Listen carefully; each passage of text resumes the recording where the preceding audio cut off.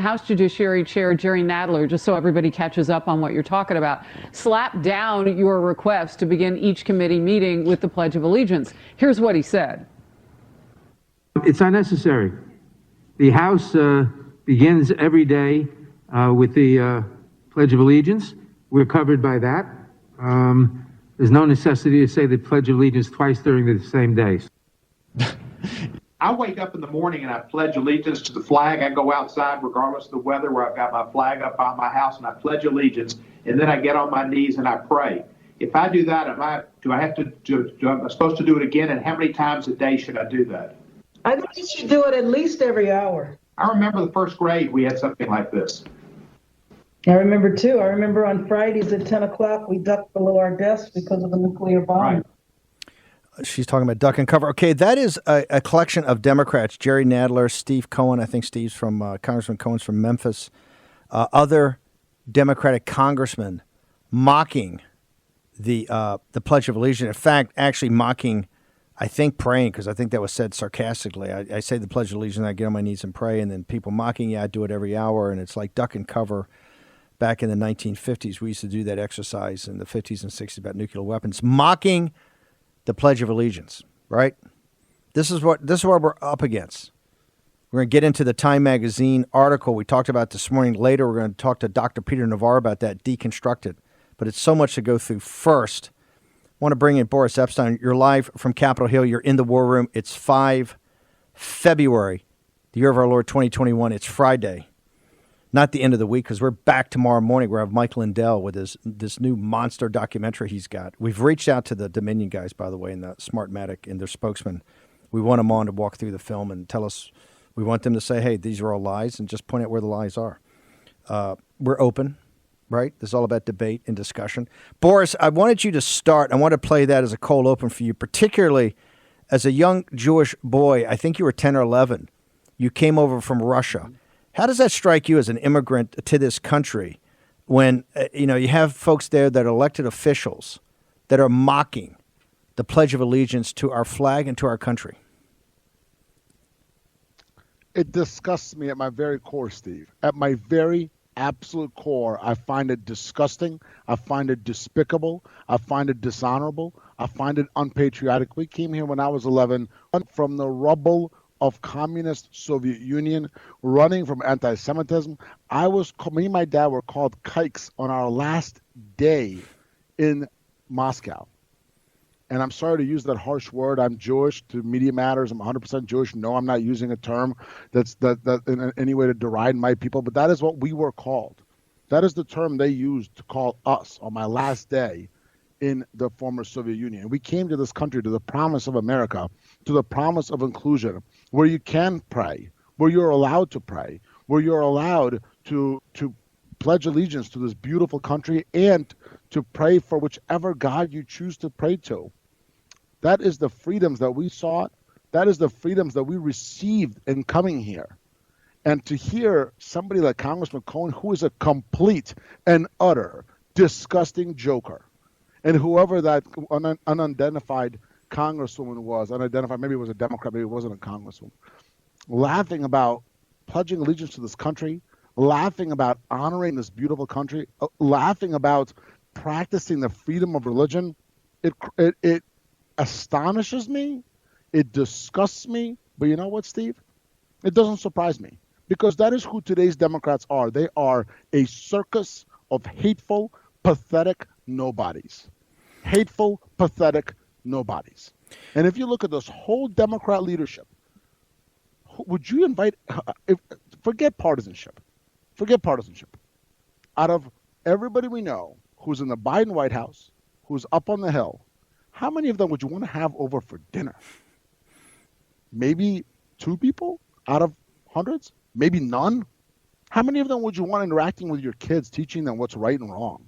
And I know people go say, oh, well, Donald Trump and Twitter. Donald Trump is an honest man. He's an authentic man. He's a real man. And he loves this country. He's not somebody who's behind closed doors snickering and laughing and making fun of people who are religious. This all goes back to the cling to your guns and your religion. That is Listen to that over and over and over and over again. That is what Democrats think of you, ladies and gentlemen. That is what they think of you. You know, we started the morning show with Rabbi Sparrow, and he gave us a prayer for the nation for a couple of minutes, and then talked about his book Pushback, about the American ethos of the Judeo-Christian West. And to think we started this morning with him, and that we start the show today with these Democrats, these progressives, mocking our country, mocking our flag, mocking what this nation stands for. Boris, and by the way, that's the Daily Caller, Fox News, and it was Matt Gaetz that actually asked to say the Pledge of Allegiance, and the Daily Caller and Fox News, I think, got the audio. Want to give a hat tip to them. There's so much to go through in such limited time, but I got to go to, before I get to President Trump and the trial next week, and also breaking news out of California. Bank of America. You talk about cancel culture. Now, and you're a lawyer, so I wanted to ask you this question. We got Posobiec on next. We're going to talk to him about it. But is Bank of America, are they like turning over people's records of all their bank statements, of what their financial transactions, to authorities because they happen to travel here for the rally? Boris, explain to us what Bank of America is doing. And there's a big blowback about Bank of America. We're going to talk about that more over the weekend and how people get engaged. But first, I just want to have you walk us through, what is Bank of America actually doing? Unless Bank of America has received signed agreement, if they've received signed consent from their clients to turn over documents, or they have a subpoena which they're choosing to honor, if they are on their own volition turning over information, that is absolutely unacceptable. It's a huge violation of privacy laws, huge violation of people's own security, and a huge problem for Bank of America. But you know what it strikes me back to is the fact that Apple did not want to turn over information on the San Bernardino killers, but did want to turn over information on Paul Manafort. Just think about that. They did not want to turn over information from the phones of the terrorists from San Bernardino, but because Paul Manafort was alleged to not pay some taxes, they decided it was okay. Well, let's be honest. It's because Paul Manafort helped elect President Trump.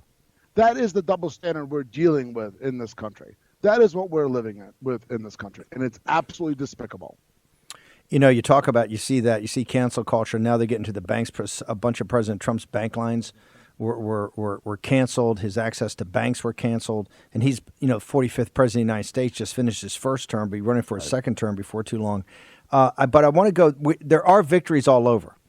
And one of the big victories, one of the stories that is not really getting national attention or as much national attention as it needs to get, we're going to start focusing on it. We've been following for a couple of weeks, but now it's starting to pick up steam. And that is this recall petition for Gavin Newsom, the golden boy out in California, that back in April and May had the highest ratings I think a governor in California's had in 20 or 30 years. They're now, I think they're closing in the 1.4 million signatures roughly they need to recall him after they're certified. What is going on in California, and why is this going to be a potential big win, not just for the Republican Party and not just for frontier populism, but also for the MAGA movement? Well, Steve, Gavin Newsom and Andrew Cuomo are the two golden boys of the Democrats in this terrible year of COVID, and they're having a tough time. Andrew Cuomo, who led the killing of hundreds, thousands of elderly in New York State, and based on whose decisions, New York State has had a horrible experience with COVID, and really, if New York was a country, probably would be the worst country in terms of COVID in the world. But Cuomo says, but Boris, the liberal, the progressive attorney general, Letitia James, did the report. His response to that is, what does it matter where they died? Right. I wonder if that would be his response to random murders on the street. Is that if somebody gets shot in the head and then somebody has, God forbid, a heart attack, that's the same thing too? Andrew Cuomo's making no sense. Letitia James, as you said, is coming after him. She's got the big target in her sights. And you know what? We disagree with Letitia James on a lot of things, such as the completely frivolous attacks on the Trump family and the Trump organization. But here she's picked out a very, very strong target. And I think Andrew Cuomo is going to have a lot of trouble on his hands. It could be a billions-like scenario with the New York AG coming after the New York governor, a big time elected official in New York. So that's Cuomo. On Gavin Newsom was always just an empty suit. We all know that. Yeah, he's handsome. He's got the nice head of hair. Maybe not as nice as yours, Steve, but definitely better than mine, right? So he's always been somebody who the Democrats have looked at as, oh, he's a real player. He's going to go do big things for us. But you know what? He's a nobody. And he proved that with the fact that he flailed his own COVID rules, with the fact that he has had no actual COVID plan. He needed President Trump to bail him out. President Trump did all he could to help the people of California, but it just didn't work out. And now Gavin Newsom is facing a recall. There's obviously a recent history of recalls from Gray Davis in California in the last 20 years. So Gavin Newsom is going to have a problem. We as the MAGA movement are going to have to think about who is our best representative there. Somebody like Rick Grenell, I think, will be extremely strong in California. But we absolutely, to all of you who are always asking, what can we do? How do we get involved? Get involved in California. Talk loudly about how Gavin Newsom should not be representing the people of California, should not be leading the people of California. And by the way, even the fact that there are this many signatures disqualifies Gavin Newsom from running for president for 2024, I believe. Last thing, Boris, I want to turn to the Daily Mail. Picked up the Politico interview I did. I interviewed with Gabby Orr over Politico. She had other people too. You're a star today, Bannon. You're a star today. Under your guidance, I've become hot. As President Trump said, he's hot. No, but I just gave what I talk to you about all the time, what we talk in the show, when we talk to our audience about it's incumbent upon President Trump, particularly since he's got a free option, to put out the case. Mike Lindell, the MyPillow guy, has come out with this 2-hour movie. It's playing on One America on the Loop. It's playing on Rumble. People are talking about it. But the feedback I got today was pretty overwhelming. I had so many people call me and say, hey, that's what I've been thinking. President Trump's got to get some lawyers in there. Clearly argue the Constitution, what his lawyers are laying out, but he's got to get down and show the receipts. Boris, after seeing the Daily Mail and the Politico story, what's your thinking? After seeing it, I picked up the phone. I called Gabby Orr. I said, "Gabby, where's my voice? Why am I not in the story? What's happening?" And there's going to be more coming out from Gabby, and that's a good reporter, by the way. There, Politico, Gabby Orr. So I think, Steve, I've been consistent that there needs to be 3 vectors in this fight. It needs to be the fact that this is unconstitutional. It's got to be the fact that this was not incitement. There was absolutely no incitement in President Trump's speech, nor in his time as a candidate, president, and now.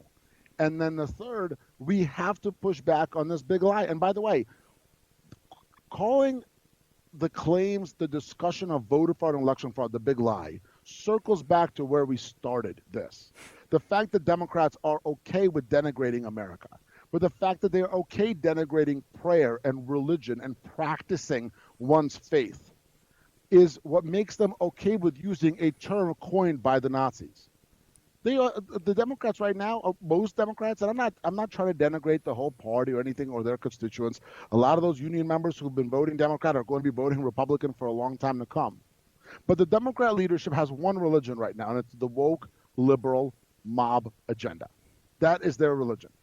Our religion is whatever you choose to practice in terms of faith and the United States Constitution, with all of its amendments. Yes, including the Second Amendment, and yes, very much including the First Amendment.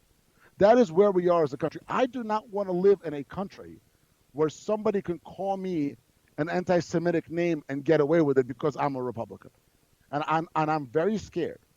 I'm very scared, and I've got a boy who's going to be 5 here in a couple of weeks, that as my kid grows up and gets older and older and older, and whatever his political views will be, he's going to be denigrated for my political views, for my political activity. And I will not allow for him to live in that country. Boris, real quickly, I got about 15 seconds. Give us your coordinates, social media. Absolutely. I'm hot on the gram. Boris_Epshteyn, Boris_EPSHTEYN, at Boris EP on Twitter. God bless, stay strong, and good Shabbos. Okay, AOC is fighting back. She's doubling down. Jack Posobiec's here to tell us about it. Next.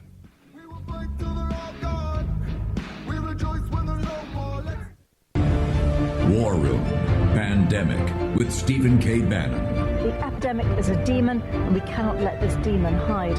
War Room Pandemic. Here's your host, Stephen K. Bannon. Welcome back. We got Jack Posobiec now. Got a lot to get through. Jack, I just had Boris on. I want to talk about this Bank of America thing for our audience that may not be aware of this. Bank of America has, I think, turned over and discussed people's private financial transactions with authorities, people that look like they just came back for the rally here in Washington, D.C. Jack, explain to us what's going on and why is this so out of control in this cancel culture that's now infecting the United States? Well, what's going on here is an extreme subversion of the people's Fourth Amendment right against illegal search and seizure. These banks are in violation of the Right to Financial Privacy Act. They're in violation of numerous standards of the Consumer Financial Protection Bureau, the FTC. Where's Elizabeth Warren and all of these great consumer protection Democrats when it comes to these massive violations of this, right? We're told that these banks or that the federal government can't look into your iPhone if you're a terrorist or you're suspected of terrorism. But if you're someone who's gone in and attended a political rally, which is, again, a protection of the First Amendment, the right to peaceably assemble, they are now going through and they're tracking anyone. They're scooping it all up, much in the same way as Edward Snowden and others have exposed this bulk collection. Now they're doing financial bulk collection, and the federal government is seemingly getting away with this without anyone standing in their way. If you're someone who suspects that you've been involved in this, I sound like one of those infomercials, right? I would absolutely recommend you retain legal representation and you see what is going on, because many hundreds of thousands of people that attend January 6th did so peaceably and did not violate a single law. In fact, they were exercising their First Amendment rights as guaranteed by the Bill of Rights in the U.S. Constitution. What these banks are doing, what the federal government is doing, it amounts to no less than an absolute witch hunt being done to the American people at the behest of one party against their political opponents. I hope people are getting a bellyful of this. What they're doing at TSA with the checks and on the planes, and now with this, they're trying to intimidate you. They're trying to say, hey, if you ever go to a Trump rally, if you ever support MAGA, if you ever join this populist movement, we're going to make your life hell, every aspect of it. And people are going to fight back. We're going to get our arms more around this so we can help guide people and offer them a direction of what to do. Okay, they got to make the decision themselves, but we'll make sure all the information is out there. This is outrageous. AOC, Jack, you blew her up the other day. This is the reason this story became big. Now she's not just doubling down, she's tripling down. Mr. Jack Posobiec, what say you? Look, AOC went out there the other day and compared herself to a war veteran. All right, AOC, who never served a day in the military, who never wore the uniform. I served in the military. Many people have served in the military. Many people know friends that didn't make it back from combat or knew people that came back or not quite right. People also have been dealt with, unfortunately, this huge epidemic of veteran-related suicides, 22 per day. So for her to come out here and say that she's the same as one of these combat veterans, these war veterans, it's absolutely disgraceful and it's offensive to the veteran community. Now, nobody's saying that we're attacking her for how she felt that day, but let's go back to the timeline, right? Because we know that at 1 p.m., that's when the knock was coming on her door. Yet it wasn't until 1:50, and the New York Times put this out in their timeline, that's when the Capitol was breached. So this is almost an hour before, and she's claiming that she thought that people were coming into her office when that hadn't happened yet. In fact, what they said was it actually ended up being an evacuation due to the pipe bomb that was found at the RNC, which is blocks and blocks away. No one had made it into the Capitol building at that point, and certainly no one ever made it into the Cannon office building or the Longworth building. So we know definitively that AOC is not being truthful with us. And furthermore, what she's doing is she's attempting, as I just said,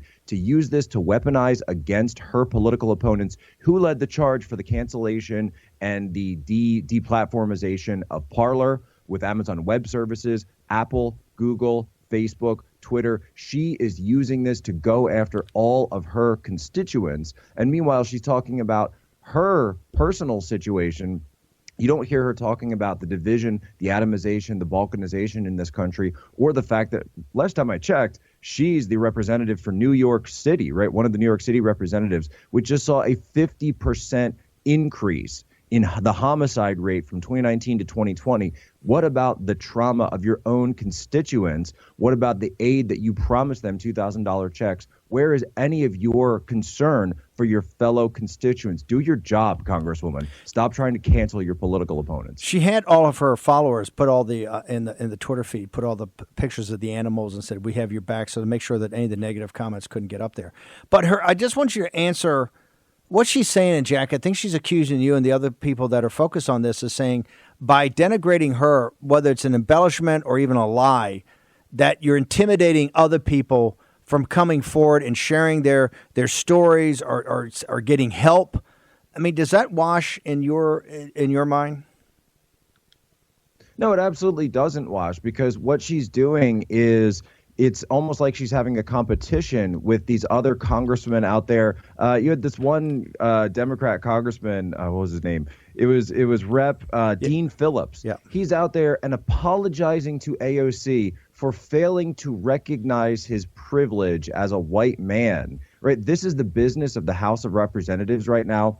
You know, my issue with her isn't that has trauma or that she has experienced something. The issue is that she's using it for political grandstanding and silencing of her opponents. If she really is serious about this, then I would urge her to come forward with veterans, meet with them, actually sit down with counselors, with all of the counselors that the military has, go to the House Armed Services Committee, talk to them, get expectations, get understanding of what it's actually like, and become a champion for them. There's a right way and a wrong way to do this, and political grandstanding and trying to cancel your opponents is not it. Yeah, I know a lot of our audience know that we focus on the signal, not the noise. A lot of people are saying, why are you spending so much time on AOC? It's not their normal story. Here's the reason. It's given her power in the progressive wing.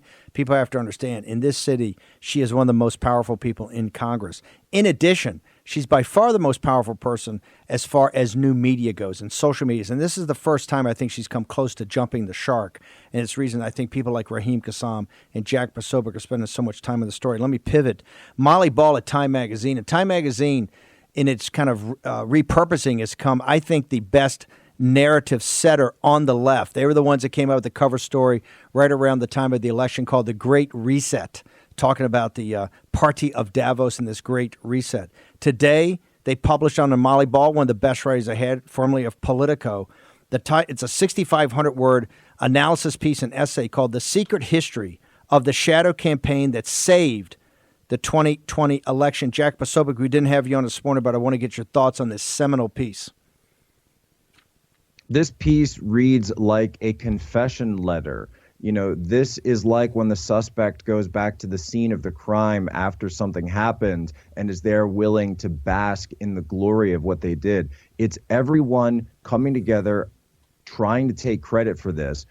And you see again and again, they never talk about supporting Joe Biden. They never talk about supporting progressive ideals, helping the little guy, helping the worker. No, it's all about shutting down Trump, shutting down democracy, using the levers of some of the most powerful institutions in the United States. I'm not even upset with Molly Ball. I'm glad that she wrote this no, story. it's a great piece. I applaud her for writing this story, for revealing to all of us how it actually works behind the curtain, the fact that all of these discussions, these Zoom calls are going on. And if you go back on the timeline, finding out that all of this began in October 2019, November 2019, they were bringing Zuckerberg into this, that they knew a year out from the election, months before COVID crossed anyone's lips, that they were going to be changing the rules. They were going to be changing the game when it comes to social media. That gives us finally the answer. Why was it that Facebook took down the New York Post immediately when they published the Hunter Biden story from that laptop, the hard drive from hell? Why did they take it down immediately? It was all planned a year in advance. We always make the comment, there's no conspiracies, but there are also no coincidences. However, she's pretty upfront. I mean, the piece that's missing out of this article is there's nothing about the Biden campaign. And I think a little bit that this group coming together to say to the world, hey, we just want to make sure you understand the Biden guys are completely hapless. This was us. We did this. They actually mentioned a cabal. And they said this would feed, if it had come in war room pandemic, it would be the fever dream of the far right. How shocked were you that so many people participated, so many people talked to her, and they're a little bit in your grill about how this went down? Well, again, I'm not shocked at all. I think it's human nature to want to take credit for when you pull one over so that they know, hey, they leave a little message to say it was us that got you. But I'd like to ask, where's Bernie Sanders on all of this? Senator Sanders, these are the same people that took your election away in the primary of 2016. We already had all the emails that came out on that. They did the same thing in 2020 to shut down the populist left. So if you're a Bernie Sanders supporter, if you're a Bernie bro, if you're somebody who's, you don't like Trump, you're not a fan of MAGA, but you're also not a fan of, remember, the 1%. Here's the 1% in your face telling you how they did it. They're celebrating it. They're applauding themselves. They're giving each other a slap on the back. And they're showing you how the world works. This goes back to everything that we talked about with Robinhood and the hedge funders, Janet Yellen and the SEC. I said a week ago that she was going to be going after them. That's exactly what we see when she comes out of the gate. Now, this is what it's all about. It's a rigged system behind closed doors, behind the curtain, and you are the one who has to just shut up and take it. Jack Posobiec is the young reporter over at One American News, one of the hottest news networks out there. Jack, how to give people your social coordinates, and particularly I want everybody to follow Jack on Twitter and follow him closely because that's breaking news all day long. What's your Twitter handle? Yeah, it's Twitter at Jack Posobiec, Posobiec, and also check us out on Telegram. Huge chat over on the Telegram side. Lots of discussions. Jack, thank you very much for joining us. That's Jack Posobiec from One American News. Okay, short commercial break. Peter Navarro's coming in. Dr. Navarro is going to talk about the evidence again of the trial next week. Also, he's got some very perceptive comments about Time magazine. Back in a moment.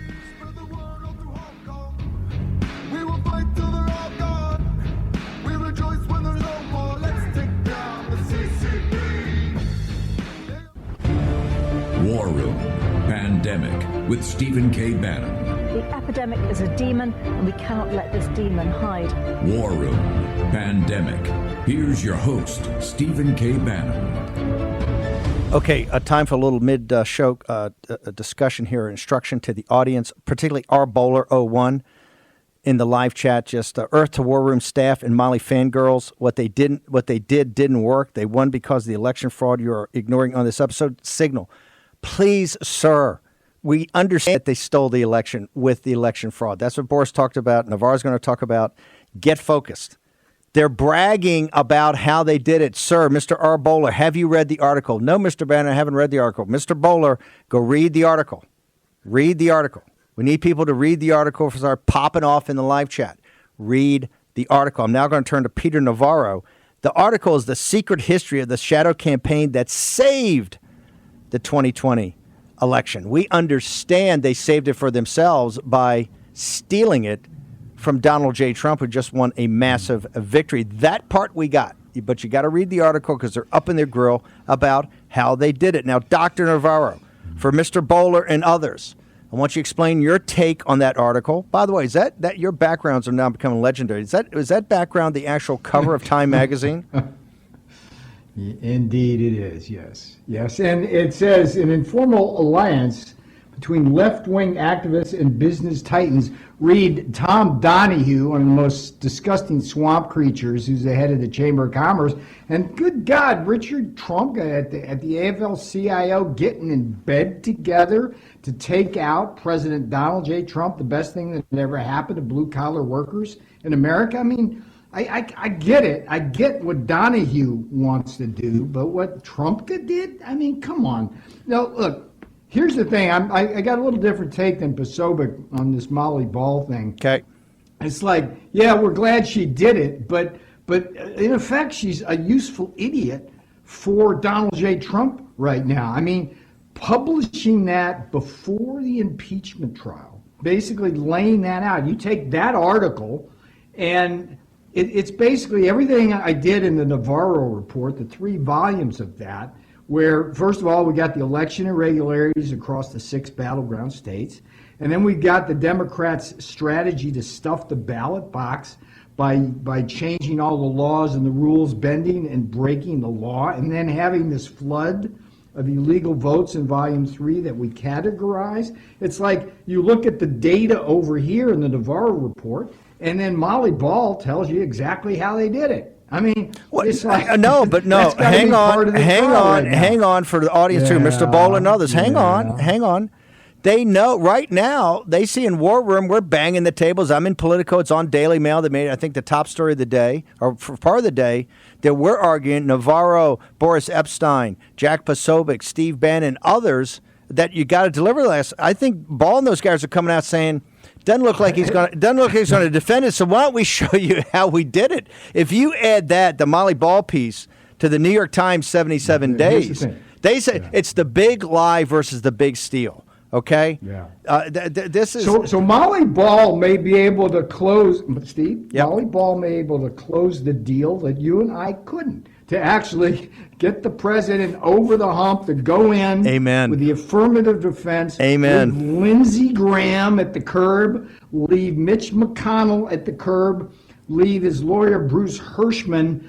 That guy needs to kind of like be put on a boat and sent to Cuba. He's got no place around the president. He's the worst guy in terms of advice that he's president has ever had. But Molly may be able to close the deal. And if you take the Molly Ball piece and then you look at that beautiful 30 Tyrants piece, which you've been talking about, from that in and of itself kind of explains how what the meta structure is of the social media oligarchs, the traditional oligarchs of Michael Bloomberg, the academic elites, everybody. I mean, I think you should, on a Saturday show, Steve, like take an hour or two and have an entire special and just walk through that thing paragraph by paragraph by paragraph. Name names. You got the think tanks here in Washington.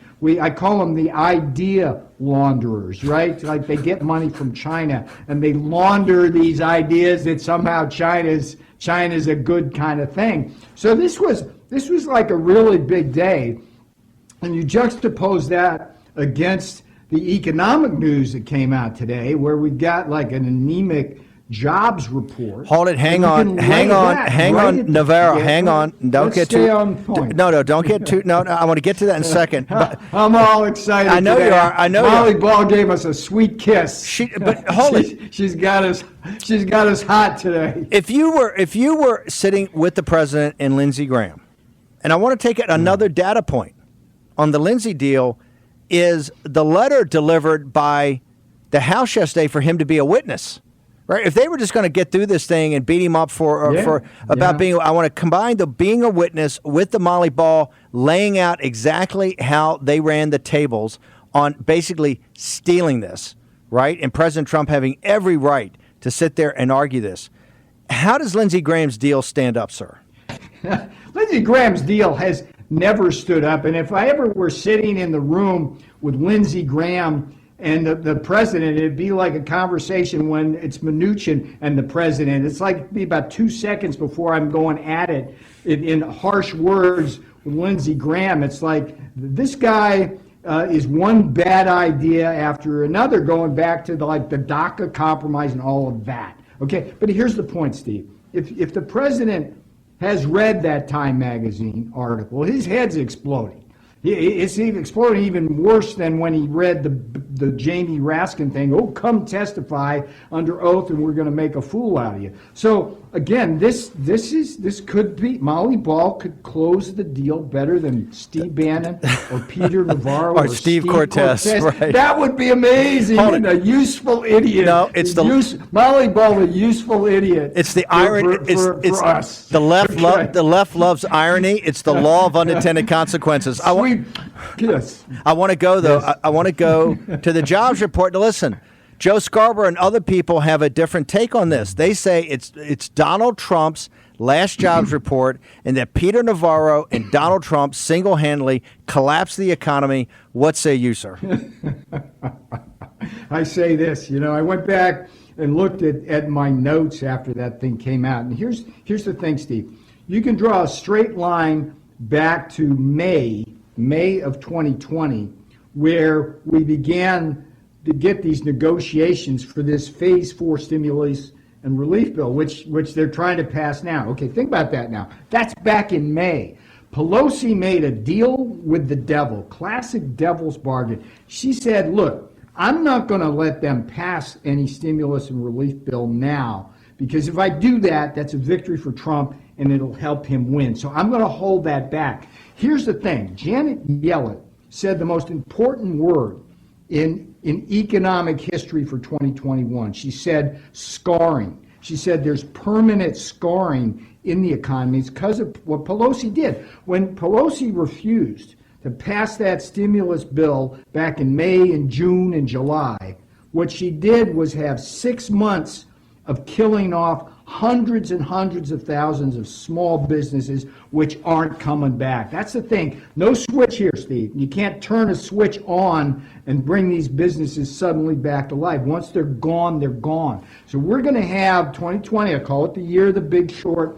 We're going to have a situation where structural unemployment in these service sectors, these folks that are stranded in entertainment and restaurants and all of that, they're not going to be able to transition into the other part of the economy. So we're actually going to have some labor shortage issues with 10 million people unemployed, right? But it's what we call an economic structural unemployment. So we're setting up perfectly, and I use the word loosely, for a stagflation scenario. And it's going to be the big short. And look, Joe Scarborough, learn some economics here, dude. Go back and look at your clips back in May and June and July when Pelosi wouldn't pass a stimulus and relief bill. We were ready to roll. It didn't roll. By the way, breaking news, and this shows you the power of Dr. Peter Navarro. Breaking news, scoop from Axios. Thomas Donahue to leave U.S. Chamber of Commerce. I'm not kidding you. Just announced. Oh, baby! Just announced. Molly Ball did him too. I'm sure it's long been in the works. Idiot for oh boy! I'm telling you, there are no coincidences, Steve Bannon. Peter Navarro gives him stink eye. Tom, boom, baby. And the Axios scoop actually fails to mention the $8.5 million that Peter Navarro mentioned. So, Peter, you really got one there. Peter, I want to go back. We got a couple of minutes, though, but you talked about economic scarring, and I think people need to hear this from you. You know, Fauci's running around. He's talking about now. Very serious, Steve. Yeah, no, he's talking about these vaccines and all this. We go back to the very beginning. A year ago in January, we started the show. You're one of the first guys, obviously, that you know a lot of people in China. You took it just as seriously as we did. You fought Fauci from day one.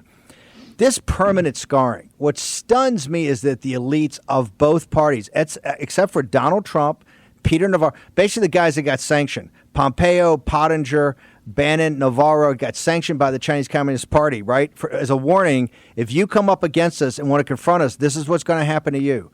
Talk about this permanent scarring. What has the Chinese Communist Party virus done to the economy and the workers of the United States?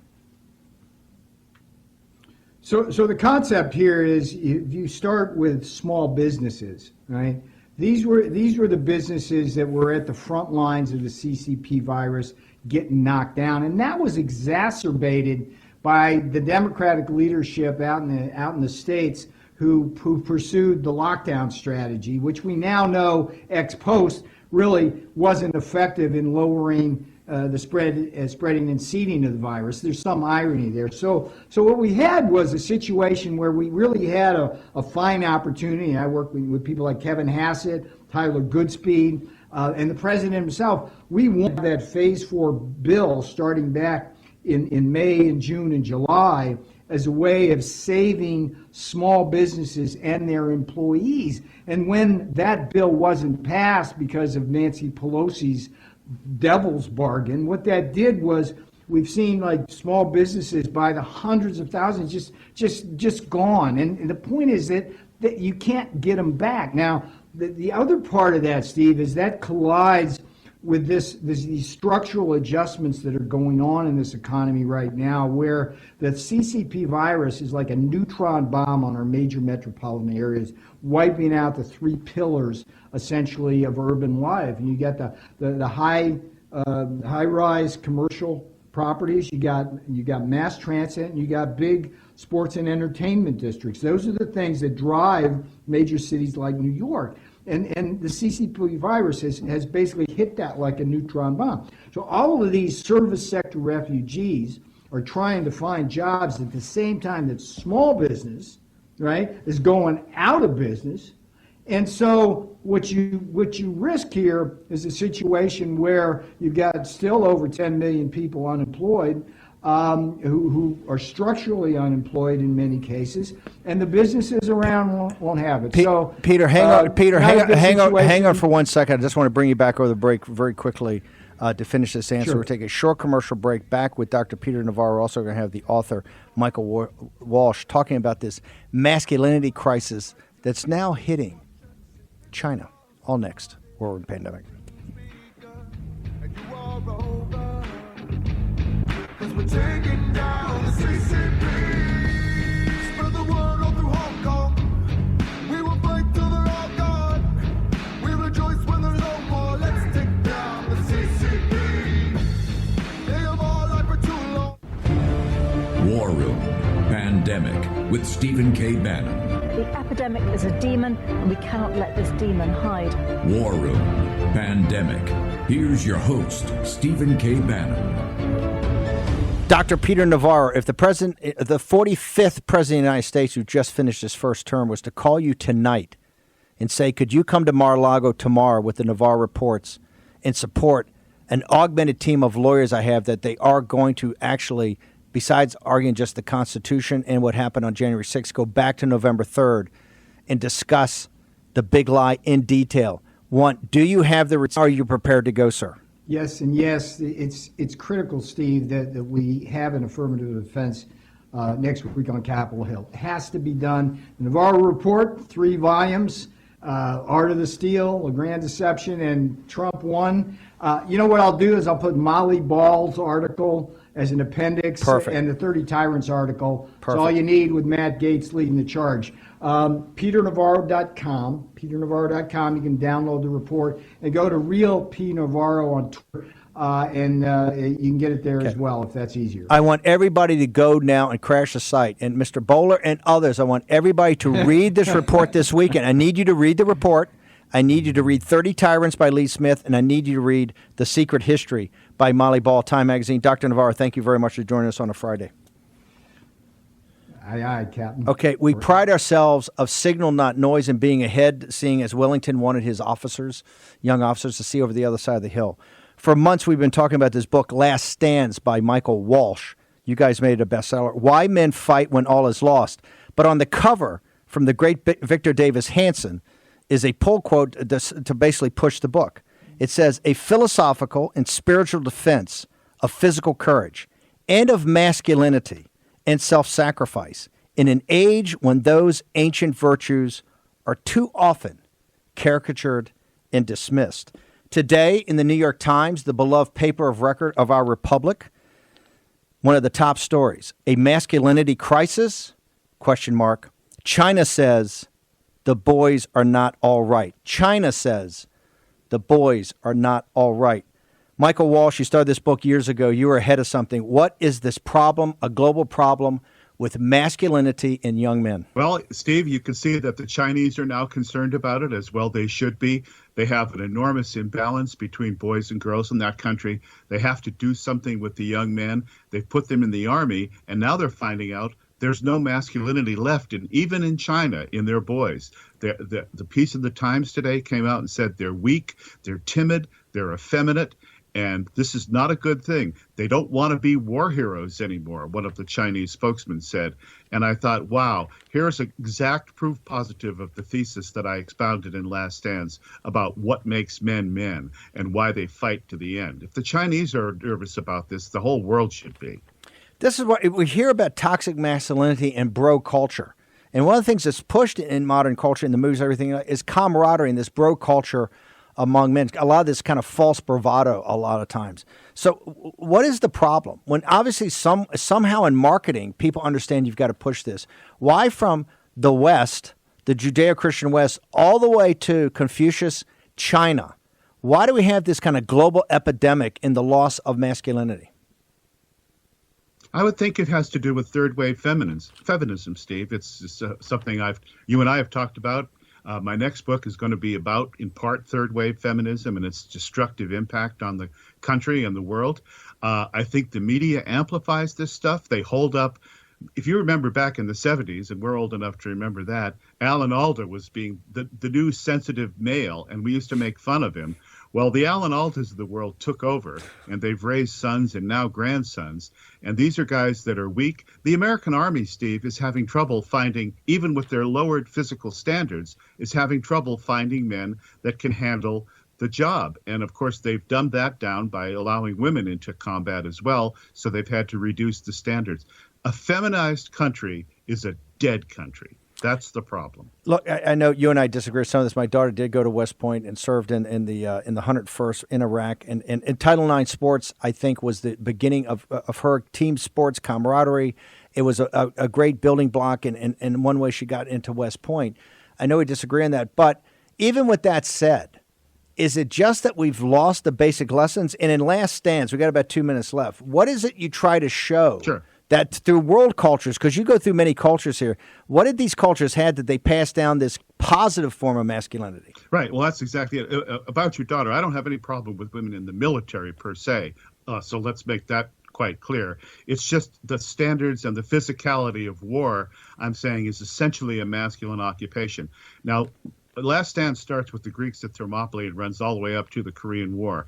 And the way men have been trained by their fathers is to be like their fathers, to be strong, to be dominant. I have a brief anecdote in my book about my own father jumping in a shell hole at the Pusan perimeter in Korea and looking around at a bunch of dead bodies and a few live soldiers. And he said, "Who's in charge here?" And they said, "You are, sir." And he was 24 years old.